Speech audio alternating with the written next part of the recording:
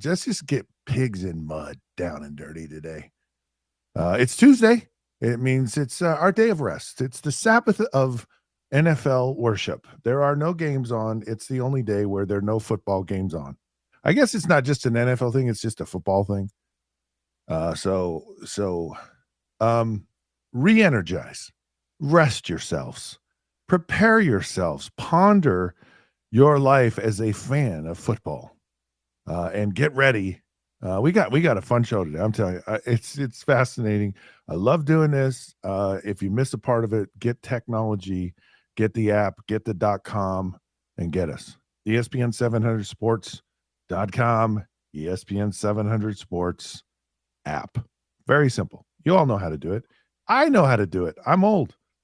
There've been a lot of firings. Like it seems, I don't know if it's in the air. I don't know if it's one of those copycat things. It's like, you know what? We were thinking about firing our coach and we saw those guys over there do it.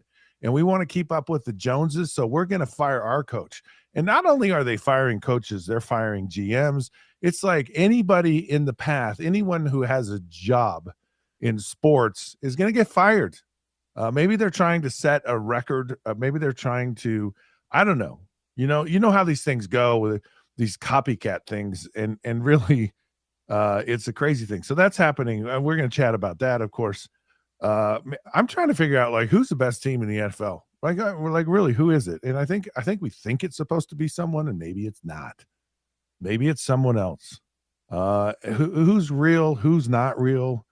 We'll get into that. And of course, we have kind of a fun conversation about what conference of the power conferences, and maybe just conferences in general, has produced the highest number of successful quarterbacks.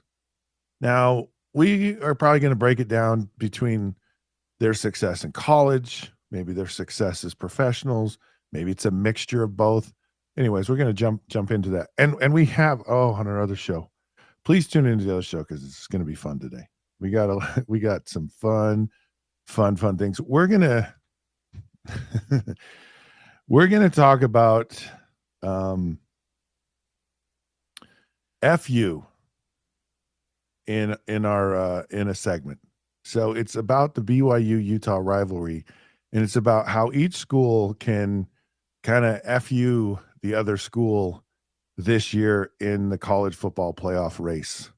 Like, what would be the biggest, like, in your face kind of way that you could just really make life so miserable with your rival? So we're going to talk about that, and that will be fun.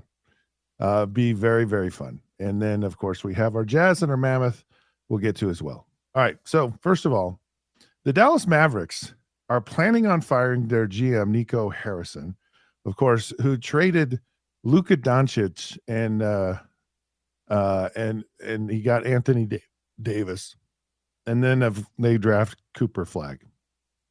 The Mavericks have started the season 3-8. Now, I would have said if you give up Luka, and I think it's comical how Luka, they're like, he's kind of lazy, he's kind of doughy, maybe he's out of shape. All of a sudden, Luka just goes, okay, you want to trade me? I'll show you. And I really wonder how much LeBron rubbed off on Luka. And he got there and he saw how LeBron, I don't know, is LeBron 60 yet? I mean, it feels like LeBron James is just going to keep playing basketball forever. And I think Lucas saw that and he said, yeah, I got to change the body tone here if I want to continue. I really believe that happened. And maybe he'll admit it, maybe he won't. I don't know. But, man, Luka's hot in so many ways. In my brain, I'm like, okay, you're going to trade Luka for Anthony Davis. Now, there was a moment, and it's been a long moment, since Anthony Davis was anything you go, oh, yeah, Anthony Davis, the dude is just like dominant. Like, I have never seen a player who has kind of gone from Superman-ish to kind of can't stay on the court-ish. And you almost go, It's almost like Scottie Pippen not putting himself in the game because um what's his name? Tony Kukoc got to shoot the last shot of a game. He just said, nah, I don't feel good. And Anthony Davis has kind of had about a few years of that Scottie Pippen moment. Like he's like, I haven't felt good for a couple of years, like maybe 5. And he just never seems to stay healthy, never seems to stay on the court, never seems to be engaged. So you give up Luka for that, and before you even giving him up, it's like, don't you know? Haven't you watched this guy? Like, where in the world do you think he's just going to miraculously go? Oh yeah, that was the Anthony Davis we knew. And then of course they draft Cooper Flagg. Now Cooper Flagg's interesting to me, and I'm not sure.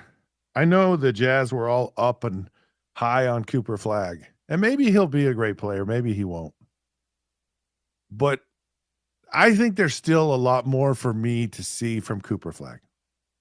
I think he's got a lot to prove, to me at least. And I you know, being on the Maverick, I don't know if he, you know, how well he'll develop. We'll see. We'll see if he really ends up being, because they don't always end up the guys. Those lottery guys don't. We'll see how it is. Now Ace Bailey, I'm not saying he's, you know, a cup of tea. He is now starting, and he is electrifying. I mean, there's definitely gobs and gobs of talent there. So we'll see if they can harness it, if they can capture it, if he can become something really special. So, and again, this segment isn't about basketball players, but I got off on this tangent of them only because, like, what are you thinking, Nico Harrison? So sometimes when someone gets fired, you're like, yeah, I can kind of see that one. And I imagine it's got to be brutally tough to be a general manager, and you got to pick guys, right? And you gotta pick the right ones. You got to pick the right coach, and you gotta figure this stuff out. I mean, it's I think it's a really, really tough thing to have happen, to get the right chemistry together, because you don't know how guys are going to play together. You don't know how healthy guys are going to be when they're there. You don't know if the coach you have can really kind of get it out of the players. And so the whole, you know, now there's easy ones, you know, you have Michael Jordan and Scottie Pippen, and you have Phil Jackson, and you go like, yeah, like that's not hard to figure that one out. And then you go, hey, you know, that Phil Jackson, he's a pretty good coach. Let's put him over here with Kobe and Shaq. And you go, yeah, he's pretty good. Like, and then you go, but is he really good because he's had the good players? And it's like, no, I think he is good. I think he's good because he understands how to manage the players. You know, he understood how to manage Kobe. Like, because Kobe could be selfish. He could be kind of, you know, wrapped up into kind of himself. And Phil Jackson's like, yeah, I know. I like that to a point. And I'm going to let him go. Phil Jackson was so great at pushing guys to the limit of who they were. He's like, I'm going to let you cross that line just a little bit. Dennis Rodman, even Michael Jordan. I'm going to let Michael Jordan go off in practice on Will Purdue. I'm going to let him cross the line just a little bit. And I'm going to let Dennis Rodman kind of be Dennis Rodman. And that's how I'm going to get the most out of these players, is I'm going to let them push themselves to the brink of who they are. I had a conversation with Steve Kerr one time, and he told the story about how he was responsible to, and he didn't use the word babysit, but he used the word engage with and pal around with Dennis Rodman, just so Dennis Rodman wouldn't feel isolated, at the direction of his coach, Phil Jackson. And he just goes, I marveled that Phil Jackson had the courage and the foresight to do that. Like a lot of coaches wouldn't. Basically told us to go out, miss curfew, take one for the team so you could hang out with Dennis Rodman. And you see that with Steve Kerr. You know, he pushed Steph Curry to be the best version of who Steph Curry was. Draymond Green, like we hate Draymond Green. And Steve Kerr loves him and loves that he goes, yeah, I'm gonna let you go over the edge. I'm gonna let you take a punch at a player. I'm gonna let you get technical fouls. I'm gonna let you be Draymond. And it's brilliant. And so you got to find that as a you know, or you get fired. And maybe that's the sign of a great coach, is one who says, I'm going to push you to the brink of who you are. But you see so many of these coaches. Now, Brian Daboll was fired from the Giants. And I think the question with all that firing, as a lot of them, it's like, how much time do you really give someone?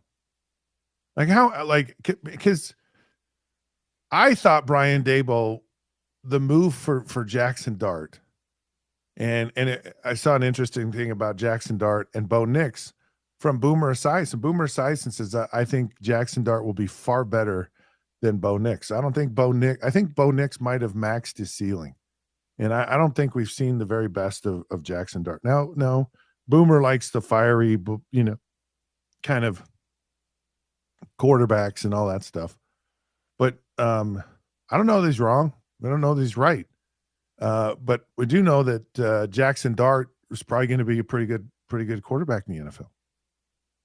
And when you put him in as a rookie, it basically gives the coach time. So I don't know why an ownership's freaking out with some of these meltdown losses that the Giants have had, because that's what you're going to get with a rookie. And again, it's that pushing that player to the brink, pushing them to an edge and letting them really discover all facets of their personality, of their talent, of who they are as a person. And if they're allowed to kind of explore that, you really get the most out of them. You're not stifling growth. And growth means you're going to take it on the chin as a team for a minute. I think, as I think through, like I was coached by a coach that did that, Don Shula. And he's like, what do you like? And he gave you that opportunity to develop an instinct to play. And as a player, you have, every player kind of has their comfort zone, their confidence zone. And when you get a player in that confidence zone, they just play. And that's what you're looking for. Just go out and play. And if you're thinking too much, if you're, if you're uncomfortable, if you're not confident, that's a killer in sports. It's just a killer. And a good coach will push you to the brink of getting out of that. And I don't think they all know how to do that. I know they don't. So with Brian Daboll, he I don't think you know where you are with Jackson Dart now. But what you are with Jackson Dart, now you got to start all over. And I know Brian Daboll has been there for a while, and it's a tough, a tough thing to continue to have patience. But I think there's a real question about, how long is long enough? And I think that the dynamics change if you draft a new quarterback like they did. It gives you more time. Now, there are some coaches that'll do this. There's a group of coaches who coach to get a paycheck. Now, I understand we all do that, right? So these coaches are like, how do I keep my job long enough so I have long-term stability? I have a retirement. In the NFL, you want to coach for 15 years. And you have an unbelievable retirement at 15 years if you're an NFL coach. And that's all they care about. And so if playing the rookie means it gives me another 2 or 3 years as a coach, I'm playing the rookie. Not necessarily because it's the best for him or if it's the best for our team. It's the best for me keeping my job. And there's a lot of coaches that just go, I just want to coach. I want to be around as long as I possibly can. And that means I'm going to sell out a player before myself. And or a coach that goes, head coach that goes, hey, he's out. I'll fire my assistants if I have to keep my job. And some guys won't. Some guys will just take a bullet and they'll just go, these are my guys. They're loyal to me. I'm loyal to them. I'm out. And there's a lot that goes into coaches being hired and fired and their longevity and the strategy. But there really are a group of coaches, and I think these are the best ones. They go, I don't care. I'm in this to win it. I think Belichick was one of those guys. I know all of the great coaches were that way. They weren't about how do I have long-term stability. Now you look at Dan Campbell, who basically fired one of his coaches but kept him around. He says, I'm going to take over calling plays. And I think Dan Campbell is a guy that's not interested in, okay, how do I have longevity? I think Dan Campbell's interested in how do I win a Super Bowl? How do I have a legacy as a coach? And so that move was more out of, man, I got to right the ship. I've got to make a move. I've got to make a change. I got to figure something out before I, because things aren't right. My gut's just telling me it's not right. Now, there's another fascinating thing going on. This whole idea about the NCAA had this whole settlement issue with volunteer coaches. So they allowed NCAA teams to have a volunteer coach. So someone, because they limit the number of coaches you can have on a team, and then they did this volunteer coach. And the volunteer coach couldn't get paid. And there was a lawsuit about it, and the NCAA lost. So they have a $303 million settlement to all the volunteer coaches back for quite a few years. And then in 2023, they said, no, we can have more coaches. So, or volunteer coaches. We can actually pay them. So there's a situation there. At any rate, I look at the NCAA, about hiring and firing coaches, and their whole thought process is, well, it gives teams an unfair advantage. If we don't set the number of coaches, there'll be schools that can afford to have 20 coaches. And then there are other schools that can't afford, 6.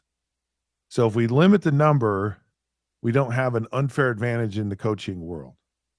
And the court said, you're wrong. So here the NCAA is trying to do the right thing, and they end up losing a lawsuit for $303 million because they're trying to make it fair, but in doing so, they they said you can't like price fix, and you can't set salary because they basically said, and they can't get paid. So it's kind of, I just found that one to be funny simply because you get screwed over for trying to do the semi right thing. And I don't see why, and especially in today's NIL world where you got so many players changing, you need really good coaching. And I think you need a lot of coaches. And I would not be surprised if they've had a referendum up for several years now to expand the number of coaches that could be on the field. And it's just mind blowing to me how limited the coaches are, because they need you can't even have a special teams coach or a quarterback coach, or, there's a lot of things that they could use, and I think would be beneficial, and it would make the game better. Just so you know, better coaching, better players, better product on the field. Now the next one, I think, in this firing and hiring and thing is Brian Kelly. He filed a lawsuit against LSU, and LSU claims that he was terminated with cause. So it voids the buyout. And I love these clauses. As a player in the National Football League, there's a clause, conduct detrimental, which essentially is for cause, right? So you can have a whole lot of things happen to you based on for cause or conduct detrimental, but it's not spelled out in your agreement. Like they don't say if you do this or that, or I learned how to fly an airplane when I was playing professional football. And I later found out that could be determined as conduct detrimental. That if you learn to fly and they go, well, that's dangerous. Well, I would much rather be in an airplane flying than on a motorcycle driving. And a whole lot of players, having a Harley was like the thing. Probably still is the thing. Or really, I mean, you've seen more players get in serious, rather devastating accidents driving their Lamborghini 170 miles an hour down the street. And that's definitely conduct detrimental, but it's way, and so what is it? And what is for cause? Like, did you not shake an alumni's hand after a game? Did you not acknowledge them? Did you say too many swear words in practice? Did you discipline a player too harshly? Like, what is conduct detrimental? I mean, if you remember Mike Leach and the whole debacle of him at Texas Tech and how Craig James, he was out to get Mike Leach. And, if I'm a school, I want Mike Leach to be my coach. I would love for him to. I think he's just the most fast. I'm just so sad that he passed away. But there was a time when it was like he was a bad guy. He could hardly get a job because he was apparently fired for cause.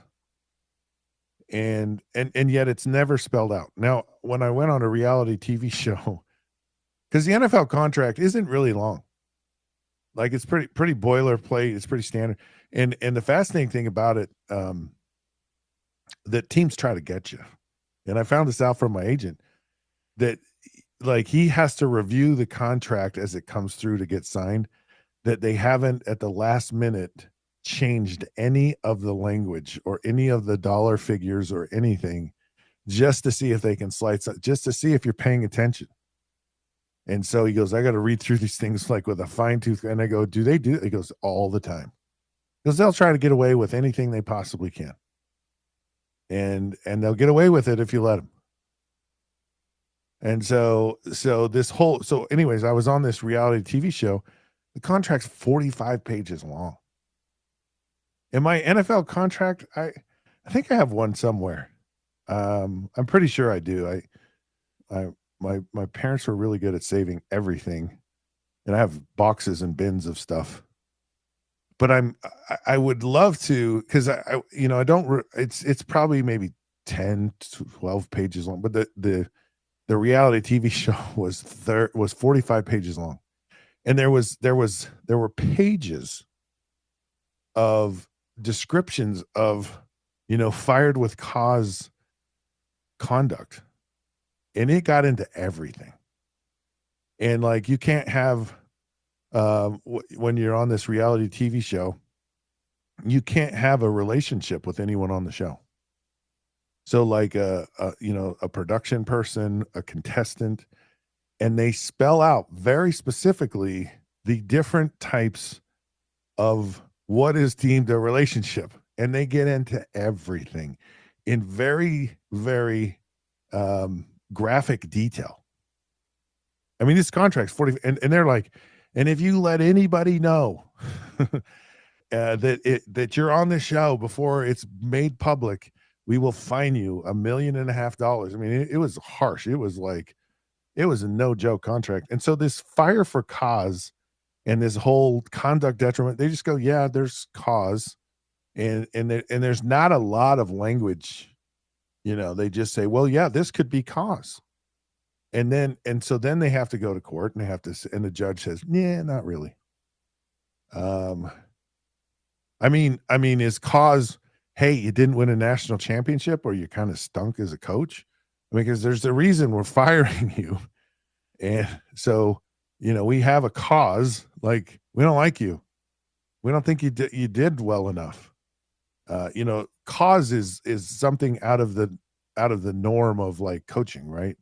Like you fathered a child out of wedlock or something, something, just behavior, or you were, reckless, or you were whatever. So that's cause. I'm just so fascinated by all of this, the business side of the coaching side of even the player, just why in the world are all these people hired, fired, and done? And it just seems like, I don't know, is there something in the air, in the water?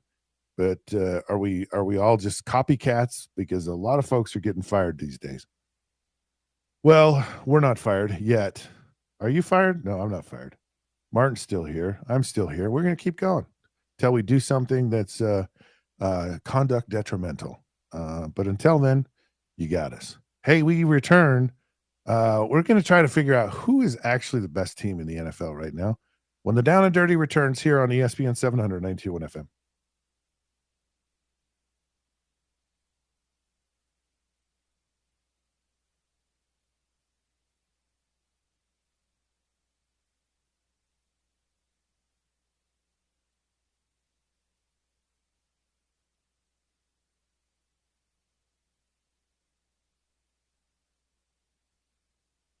All right, so I put it in for the third read. We got a simple promotional read we got to do.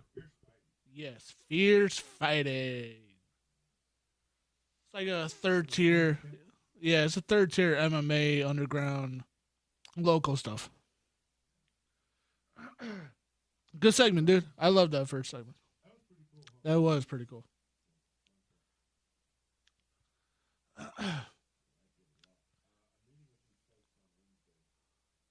Okay.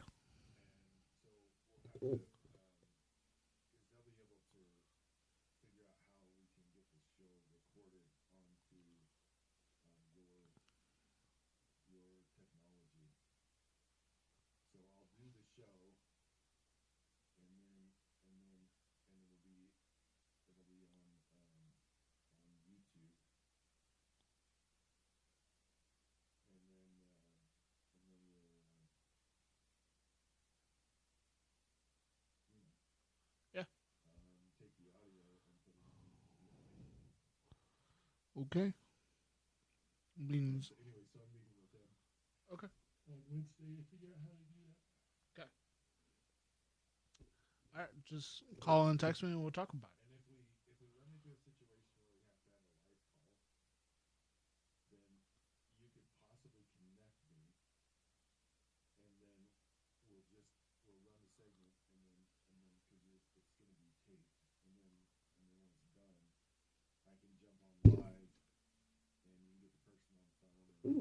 Yeah.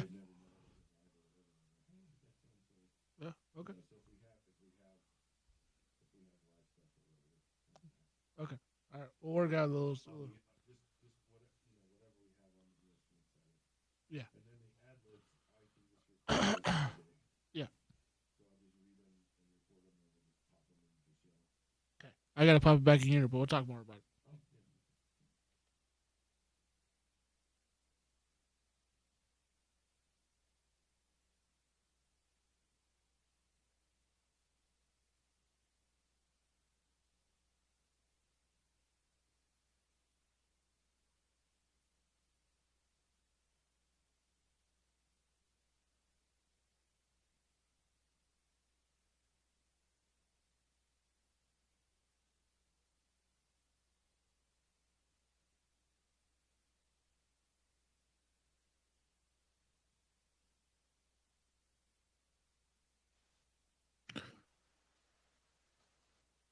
Hello, sports fans. Welcome on back. It's me, this Scotty Mitchell. My real name's actually William. Some of my teammates used to call me Billy. Hey, Billy, or Bill. That's my dad's name. And I was named after dad, grandpa, great grandpa on both sides. But it was confusing. So they just called me Scott. Anyways, welcome back. It is the Down and Dirty. Man, I love that conversation about firing coaches and just the whole the coaching. Coaching in professional sports is fascinating to me. It really is. I shake my head when they hire new coaches, like all the time, and I'm just like, who in the world is this guy? Like, I just remember Dan Campbell being hired, and you're just like, huh? And he's talking about, we're gonna jump up and bite your kneecap. You're just going, and these guys are probably nervous, right? Because they're like, "Oh man, I'm on the stage and I got to sell myself to the people." And Nick Sirianni goes, "Yeah, um, we have systems, and we put players in the systems, and we put the systems in the players, and we have systems." And he kept saying systems over and over, and he was going nowhere. It was literally sounded like a politician giving you a word salad of systems that made no sense whatsoever. And then all of a sudden, these guys end up being like phenomenal coaches. And then you have Bill Belichick that goes to North Carolina, and you're like, ooh, that'll be good. Or any Bill Belichick assistant going somewhere, and you go, oh, those guys are going to kill it. And it's like, no, none of them. Not a single one. And Bill Belichick in New England or North Carolina, no, not good. It almost feels painful. But he is kind of rounding the corner. It looks like he possibly could become bowl eligible. And then Mike Vrabel, no, we don't like you, Tennessee, goes to New England. And what the freak is happening in New England? I don't know. We're gonna talk about all of this actually right now. But let's kind of jump into last night's Monday night game. And of course, I lost this game. I picked the Packers, and this was just this was a game. This whole game was a tush push. it was just a glob of just boring. I don't know if it was just a week for boring football. You think of the Broncos and their game kind of last week against gosh, who'd they play now? Oh, the Raiders. That was just an ugly game. They're ugly games that no one seems to want to win. And it happens like that from time to time. They're just ugly. And when you can win ugly, it's a really good thing. And here we go. Here were two teams early on in the season. We go, those two are the favorites. And maybe that's what this game is. Maybe these teams are just really good. And you just have the clash of the Titans kind of go against each other, and it's a slugfest. They're not pretty. They're challenging games that very easily could go any direction, and they finally just figure out some way, somewhere, somehow a direction to go. Because from this game, you really start to have questions about the Packers, because I think a lot of people are like, whew. And then the question becomes, has Jordan Love kind of topped off the tank? Is he plateaued? Is he a guy that I think is maybe he's not the guy. And I really hate this. I hate that I'm even saying this, because I've been there. I've been in that position. I've been the guy on the field, and I go, yeah, maybe this guy's plateaued. And you don't feel it as a player. And you don't all of a sudden magically become a bad player. I don't believe that. I believe there's just so many things. If you really thought about like every play in a game, there's about 10,000 things that could go wrong. I mean, you have, if you're an offensive team, you have 11 guys. And each one of those 11 guys could do something during that play that could really mess it up. And maybe some, maybe a wide receiver way outside, maybe his impact isn't as great, but maybe it is, it just depends on what the play is a lot of times. And so you're asking 11 different individuals on a single play to do things at a pretty successful and competent level. And then you have people on the other side that are doing all kinds of crazy stuff that, it's a shock really that anything happens good in a game ever, because there's so many variables that happen. And then if you're in a place where there's weather, maybe it's raining or windy or snow or whatever. And then you have officials, and the officials are certain officiating groups call things differently, see things differently. And it's so hard. And then to evaluate and go, yeah, this team's not good anymore. Or this team is, it's really, and everyone talks about this, about that the NFL season is this marathon, and it's really the cumulative body of work over a long period of time that you can really, go in and say, okay, now this team is good. Because right now, you're getting close to that like December push, and where the teams really, that's where teams really kind of rise out of the ashes, really affirm their position, really make a statement. And we see, we're not even there yet. We're in the middle of November. So there's still a lot of this ugly games like this moments. And I don't know that people realize like the grind of every week. It's a lot like, where they take Navy SEALs and they take them off to these special training platforms, and they do, they do all of this stressed out type of training where they don't let them eat, they don't let them sleep, they're in harsh conditions, they don't have a lot of resources, and you kind of feel not quite that extreme, but you get that in the NFL because every week is a new team. So you have to understand, you have to study the team and what their schemes are. And then you have all the plays that you run, and all of the plays have checks to them. Like, is this play good against every defense you might possibly see? And you have to go through every play and make that determination. Or the coach will say, well, we're going to try to minimize our odds. So we're going to call 2 plays at the line of scrimmage because we don't know what they're going to run.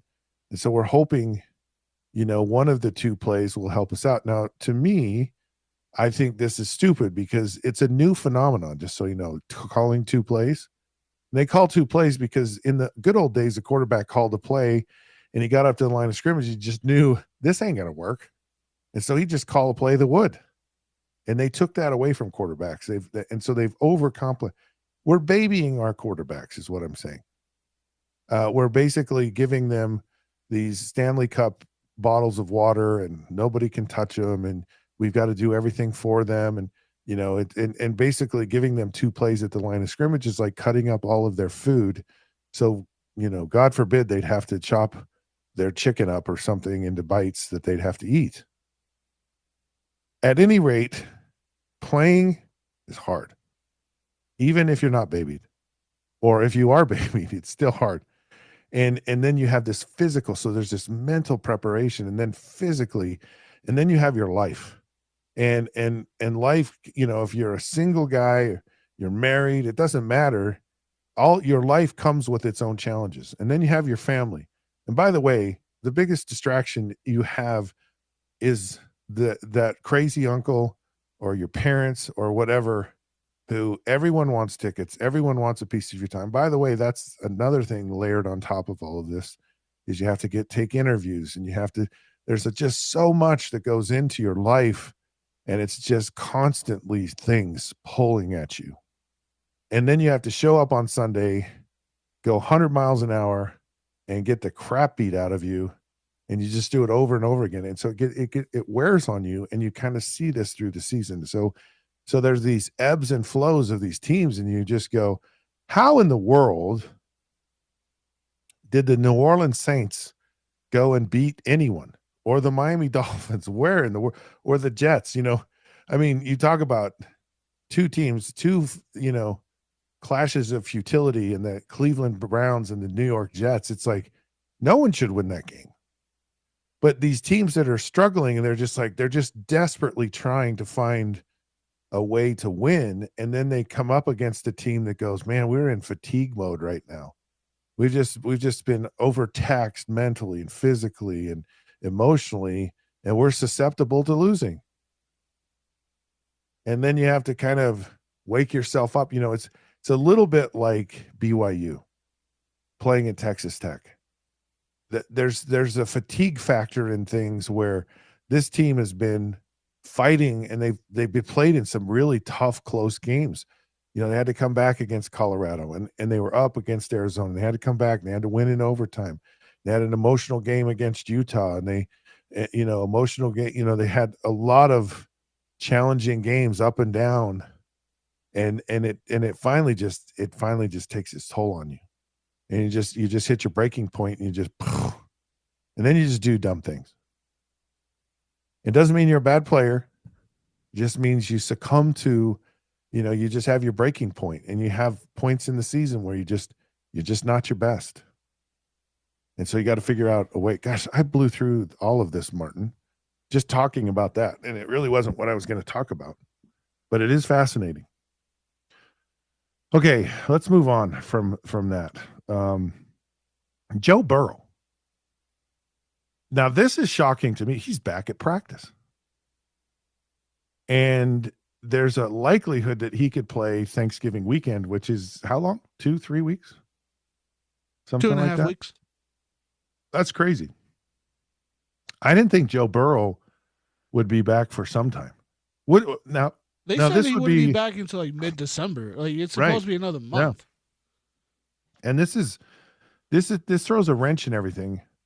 And the best thing that has happened to the Cincinnati Bengals has been that the Baltimore Ravens have started off 1-5. And so it really gives the Bengals an opportunity, because the NFC Central, the AFC North. I'm directionally challenged these days in the NFL. It's not 1993 anymore. It's 2025. No, it's not. And gosh darn it, it's too bad it isn't.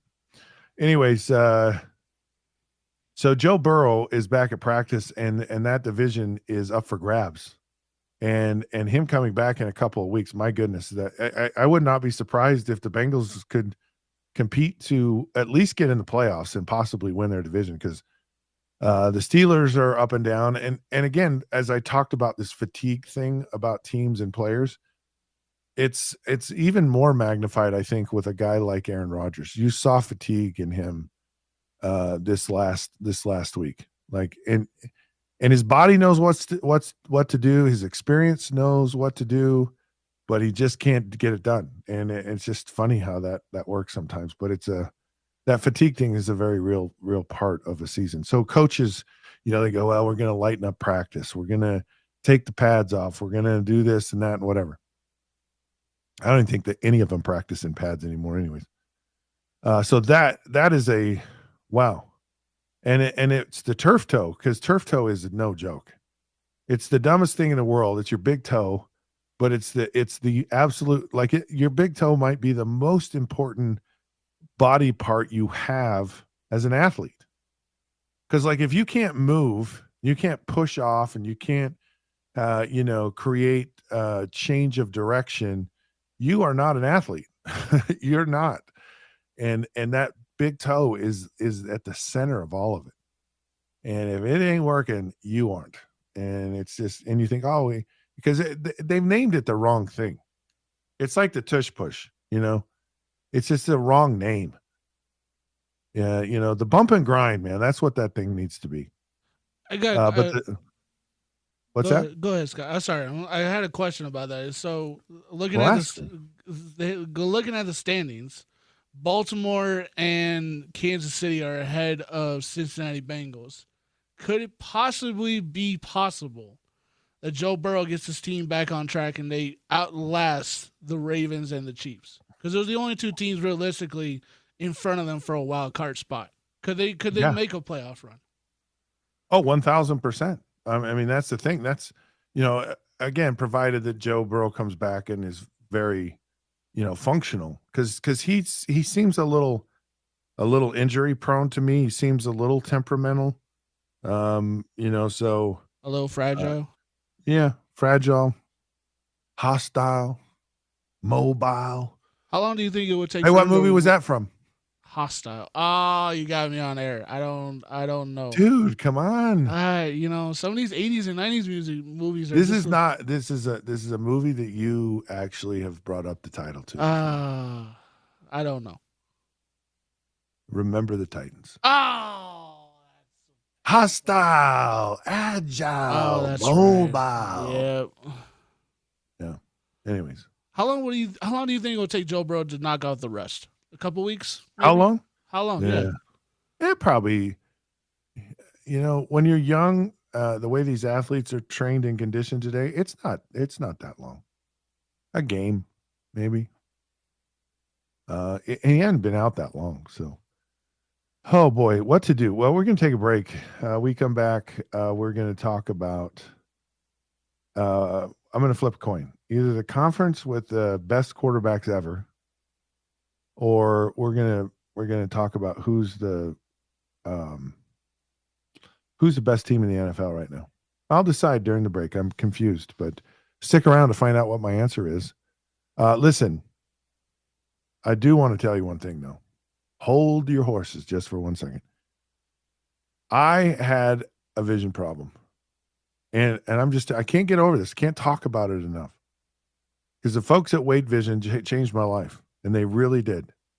I've talked on the show about having to wear contacts, and my vision has not been good for a long time, and I put it off, and I went to Weight Vision, and I'm just like, why did I put it off so long? It's just been incredible.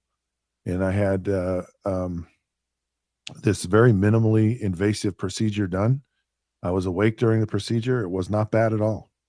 The downtime was even less, and I can see absolutely perfect now. So you can too, and they take care of all vision problems. You got to go check them out. It's waitevision.com, WAITE vision.com. All right, more to come here on the Down and Dirty with Scott Mitchell, ESPN 700, 92.1 FM.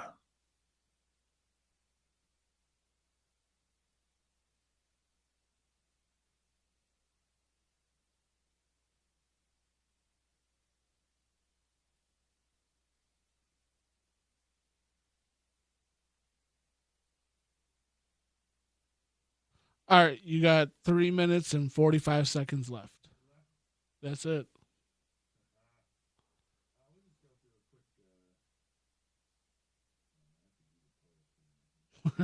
Honestly, you should. It'll be fun. I like that one. All right.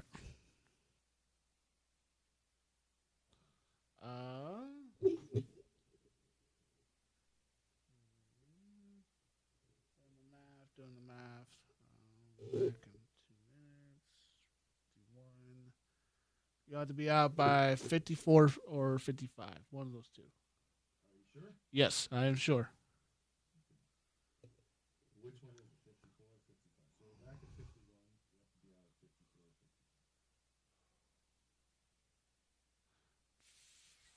55. 50. I'm trying to do the math. That's all. 3 minutes, 45 seconds. Make it 55. 10:55. We got to be out. 10:55. Yeah, 4 minutes. If we go over a little bit, we'll go over. But I'll take the blow. But yeah, 10:54. It's 55. 55. 5 and a 5. All right. All right. I won't put it back in here this very minute because I don't like this commercial.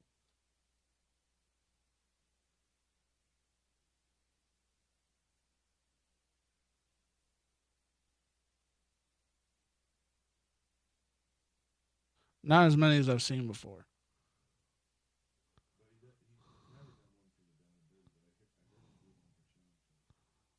Yeah, because They were all done in January, and we didn't get rolling until February. And it's hard to get them back on the mic to do that stuff. I know.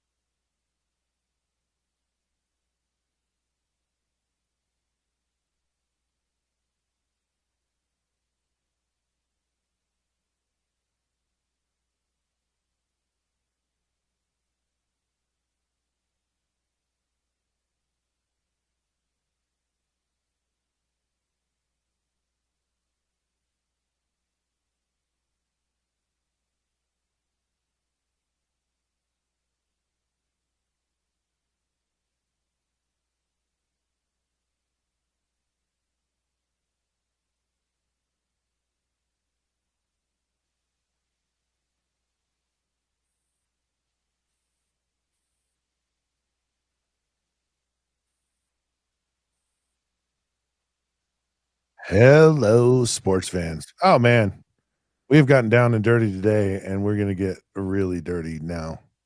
I'm afraid so. But before we do, I have a question for you, Martin. What's up, Scott? I have three. I have three choices, Okay. and maybe you're skilled at one of these three. I don't know, but Uh-oh. I know I'm not. If you could sing, Sing. play a musical instrument, or act, which one of those three things would you want to be able to do, like Act. at a world class level? Act.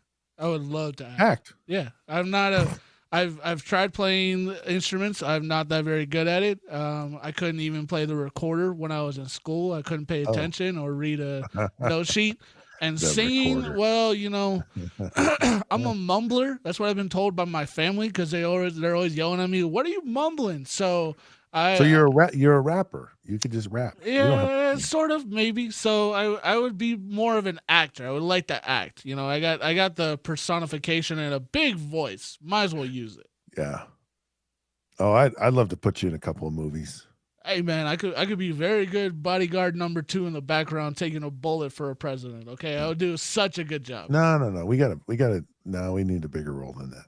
You're Okay, not taking a bullet. I'll be bodyguard number 1. I'll be the one that falls off the plane as it So crashes. what's your stage name? Uh, MK. Uh, I would go by DJ MK. That'd be a good one. DJ MK. Wow, Yeah, that's a lot right there. DJ MK. Okay. So I right before the show started, I had this thought, and I wonder why men spend so much time in the bathroom. And I'm guilty of this. And I don't know why I do. I think I don't know. I mean, there are times when it's necessary, but I'm not sure that it's totally necessary for, half an hour. Now, in my professional career, going to the bathroom was a task because a lot of the NFL stadiums, because you always have to go to the bathroom before a game, like it's the worst thing in the world, and you find yourself going to the bathroom quite a bit because you have nerves and all that. And there were certain places that were horrible because we were talking about the Bengals before. Riverfront Stadium, they had toilets, but they had no stalls. So it was like being in the military. And it was done on purpose to humiliate you as a visiting team because they knew everyone had to go to the bathroom and they're just going to make everyone go to the bathroom in front of everyone. Not a pleasant thing. It was horrible. Gotta go. So wow. I guess we got down and dirty today. I will tell you more about the bathroom habits in the NFL in the future because they're interesting. But that was probably the most humiliating thing I had. And on that note, we are going to flush this show down the drain. It is over. Thank you so much for tuning in today. This has been the Down and Dirty with Scott Mitchell. Sean O'Connell, the OC, is next. The Sean O'Connell Show is next here on ESPN 792 on FM. Until then, we'll see you then. All right, Scott. I'll call you on the other show. Okay.